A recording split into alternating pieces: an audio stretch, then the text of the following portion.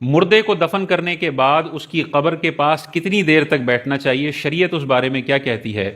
تو اس میں دیکھیں مسلم شریف کے اندر یہ ہمیں صحابی رسول حضرت عمر بن عاص رضی اللہ تعالی عنہ کی یہ وصیت ملتی ہے کہ آپ نے ارشاد فرمایا کہ جب مجھے تم دفن کر چکو تو میری قبر کے پاس اتنی دیر تک بیٹھنا جتنے میں ایک اونٹ کاٹ کر تقسیم کیا جا سکے۔ تو یہ صحابی رسول نے وصیت فرمائی ہے، تو ہمیں بھی اپنے لیے وصیت کرنی چاہیے اور اپنے مردوں کی قبروں پر دفن کرنے کے بعد کم از کم اتنی دیر قریبی رشتہ داروں کو، بیٹے کو، اولاد کو، بھائی وغیرہ کو رکنا چاہیے جتنی دیر میں اونٹ کٹ کر تقسیم کیا جا سکے۔ تو 1 گھنٹہ، سوا گھنٹہ یہ ایسا پیریڈ ہے کہ جس میں اونٹ کو اگر تیزی سے کاٹا جائے اور تقسیم کیا جائے تو 1 ڈیڑھ گھنٹے میں یہ معاملہ ہو سکتا ہے۔ تو 1 ڈیڑھ گھنٹے تک قبر کے پاس رکنا یہ بہتر عمل ہے، اس سے مردے کو وحشت کم ہوگی،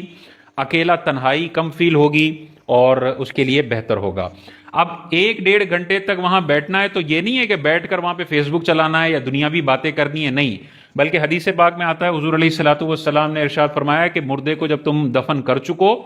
تو اس پر سورہ بقرہ کا اول اور سورہ بقرہ کا آخر تلاوت کرو۔ تو سورہ بقرہ کا اول یعنی الف لام میم سے مفلحون تک تلاوت کرنی ہے، اور آخر یعنی آمن الرسول سے سورہ بقرہ کے ختم ہونے تک جتنی بھی قرات ہے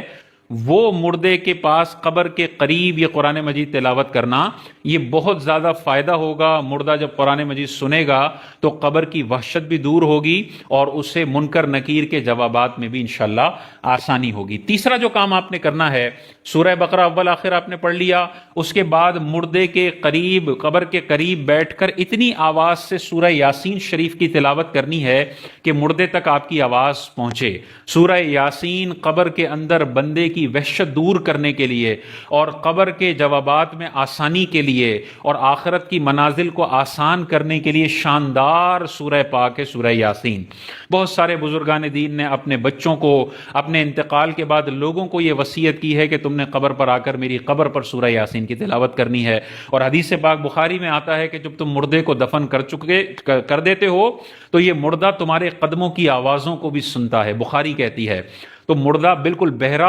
اور بے حس نہیں ہو جاتا، بخاری کہتی ہے کہ منکر نکیر کے سوالوں کو بھی سنتا ہے، اور جب تم اوپر چل رہے ہوتے ہو نا تو تمہارے قدموں کی آواز بھی اس مردے کو آ رہی ہوتی ہے۔ تو قدموں کی آواز آتی ہے، السلام علیکم یا اہل القبور ہم کہتے ہیں تو قبر میں مردے کو آواز آتی ہے، ورنہ بہروں کو اور بے حصوں کو سلام کرنے کا حدیث میں ذکر نہ ہوتا، وہ سنتے ہیں تبھی ان کو آواز آتی ہے، اور بخاری تو کہہ رہی ہے کہ قدموں کے سننے کی آواز آتی ہے۔ تو سورہ یاسین کی بھی آواز ان تک پہنچے گی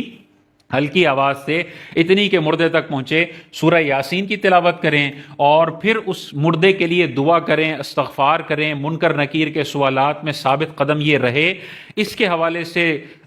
دعا کریں، بیٹا ہو تو وہ گڑ گڑا کر رو کر دعا کرے، اور مردے کو پھر تلقین بھی کی جائے۔ یہ تلقین کرنے کا معاملہ پہلے آ جاتا ہے، تلقین بھی کی جائے، اس کا شرعی طریقہ پورا ایک موجود ہے، اس طریقے سے تلقین کی جائے۔ تو یہ 1.5 گھنٹہ جو آپ مردے کی قبر پر گزاریں گے، یہ اس مردے کو تسکین پہنچانے کے لیے، اس کی وحشت کو دور کرنے کے لیے اور آخرت کی منازل آسان کرنے کے لیے اور منکر نکیر کے سوالات میں ثابت قدم رہنے کے لیے، یہ 3-4 سٹیپس انتہائی شاندار ہیں۔ ماں باپ نے ساری زندگی خدمت کی ہے تو بچوں کو چاہیے کہ 1.5 گھنٹہ ضرور نکالیں۔ اگر کوئی سیکیورٹی رسک ہے کہ وہاں پہ تنہائی میں نہیں بیٹھا جا سکتا، کوئی ڈکیت آ جائیں گے تو الگ بات ہے، لیکن اگر ایسا کوئی رسک نہیں ہے تو وہاں پر آرام سے بیٹھ کر ان چیزوں کا اہتمام کریں تو مردے کو بہت زیادہ فائدہ ہوگا۔ آپ کے بچے جب دیکھیں گے کہ ابا نے اپنے ابا کے انتقال کے بعد اتنے اہتمام سے قبرستان میں بیٹھنے کا اور دادا کی وحشتوں کو دور کرنے کے لیے قرآن مجید کا اہتمام کیا تھا،